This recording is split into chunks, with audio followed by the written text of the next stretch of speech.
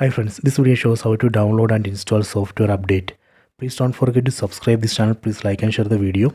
First, let me go to settings. Tap on the settings app icon. Go down. Then tap on system. Then tap on system update. Now it's checking for update. See, it says there is an update available. See, system update available.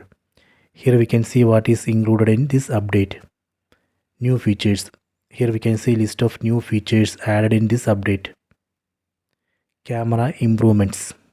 Here we can see list of issues fixed in this update. Other general improvements. Here we can see the list of improvements. If you can go through this list, if you are okay with this, you can tap on this restart now button. That way we can download and install this update into this mobile phone. Here we can see the size of the update 3.35 GB. So this way we can download and install software update. I hope you have enjoyed this video. Please check it.